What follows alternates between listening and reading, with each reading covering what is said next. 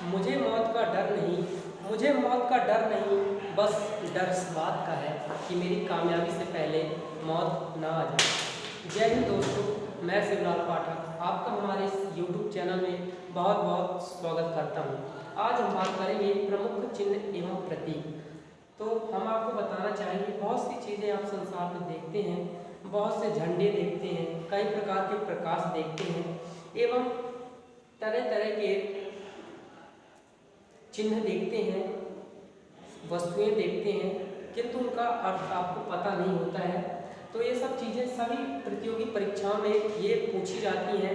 पूछ लेते हैं उसमें कमल का प्रतीक क्या है, रेड क्रॉस का प्रतीक क्या है, लाल झंडा का प्रतीक क्या है। इससे तात्पर्य यह है कि इसका अर्थ क्या होता है, यदि ये है तो क्या होगा।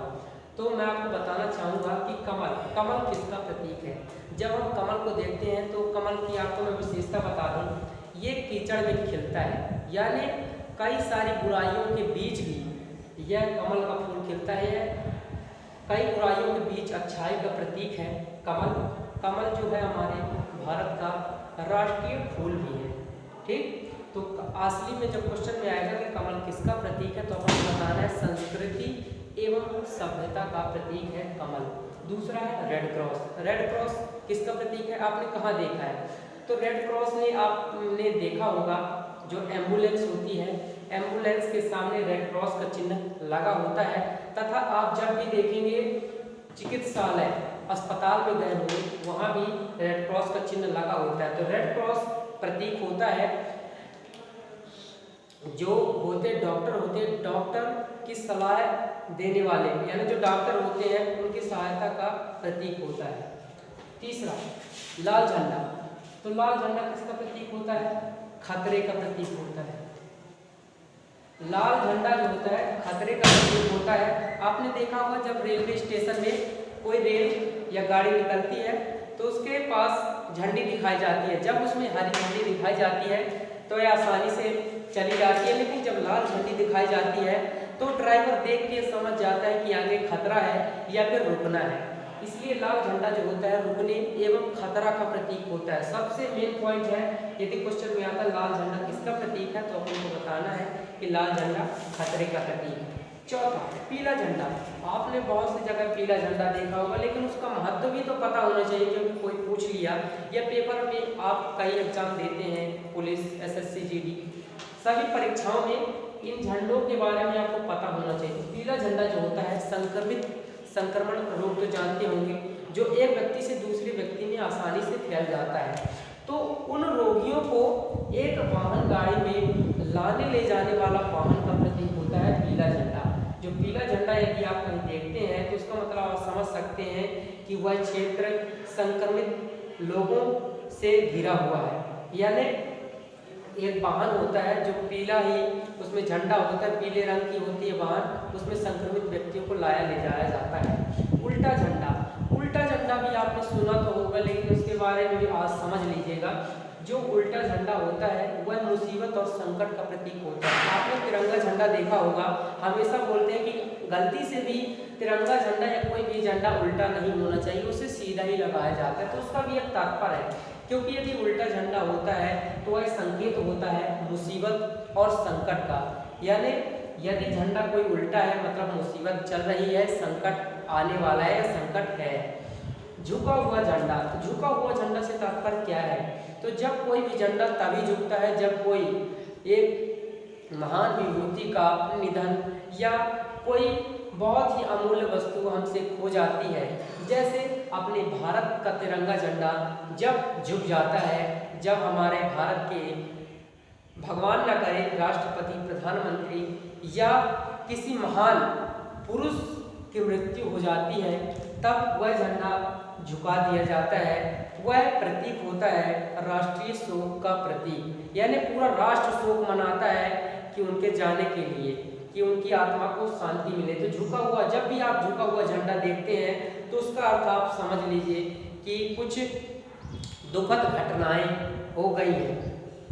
सफेद झंडा। सफेद झंडा भी आपने बहुत जगह देखा होगा, लेकिन सफेद झंडे का असली मायने यह होता है कि वह समर्पण एवं संधि का प्रतीक होता है। समर्पण से तात्पर्य हर एक चीज समर्पित कर देना, अपने तन मन धन को समर्पित कर देना या न्यौछावर कर देना, यही समर्पण कहलाता है। तो सफेद झंडा जो होता है समर्पण एवं संधि। संधि क्या है? तो संधि एक प्रकार का संबंध है, संबंध का प्रतीक भी होता है सफेद झंडा एवं संधि का प्रतीक होता है सफेद झंडा।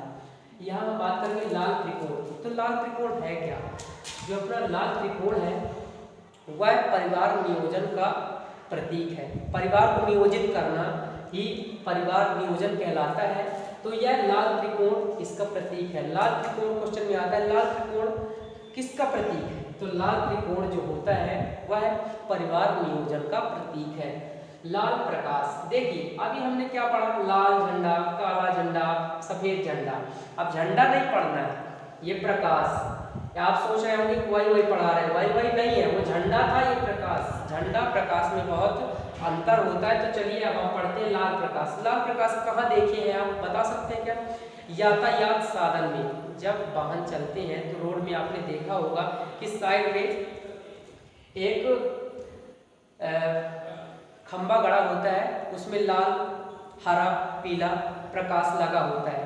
तो जब उसमें जब लाल प्रकाश जलता है, जब लाल जलता है तो आप याद करिए कि गाड़ी आप रोक लेते हैं कि नहीं रोक लेते हैं।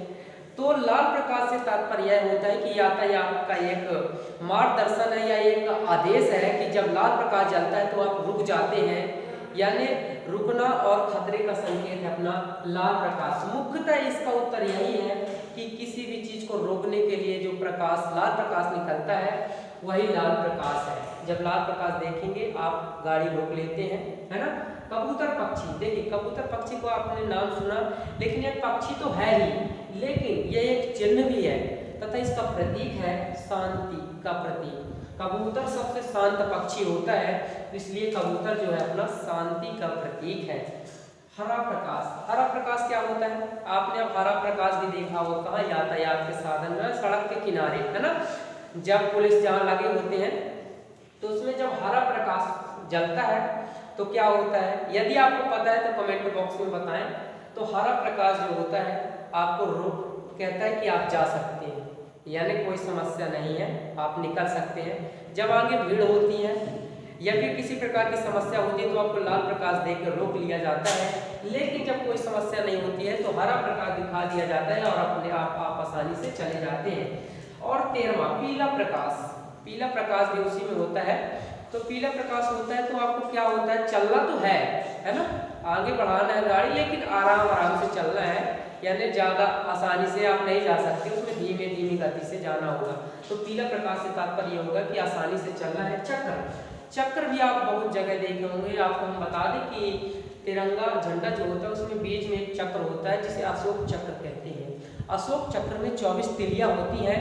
तो उसी प्रकार के कई प्रकार के चक्र होते हैं, जैसे बैलगाड़ी का चक्र हो गया, अपने प्रकृति का चक्र हो गया। प्रकृति का चक्र से तात्पर्य यह है कि सुबह से दोपहर होती है, दोपहर से शाम होती है, और शाम से फिर रात होती है, रात से फिर सुबह हो जाती है। इससे तात्पर्य यह है कि प्रकृति हमेशा गतिशील रहती है और चक्र जो होता है हमेशा प्रकृति का चक्र एवं काल का चक्र हमेशा चलता रहता है। इसीलिए आप भी हमेशा आगे बढ़ते रहें, कोई भी समस्या आगे क्यों ना आ जाए, लेकिन आप समस्याओं को भूलकर अपने मार्ग पर चलते रहिए। तो चक्र से तात्पर्य गतिशील रहना। क्वेश्चन में आएगा चक्र किसका प्रतीक है? तो हमेशा चलते रहने का प्रतीक है। तो चलिए दोस्तों, आज के लिए बस इतना ही। यदि आपको हमारा वीडियो अच्छा लगा हो तो हमारे वीडियो को लाइक कीजिए, और यदि आप हमारे वीडियो के नए व्यूअर हैं तो हमारे चैनल को सब्सक्राइब करें। तो कहते हैं कि सरफरोशी की तमन्ना अब हमारे दिल में है, देखना है जोर कितना बाजुए का दिल में। जय हिंद।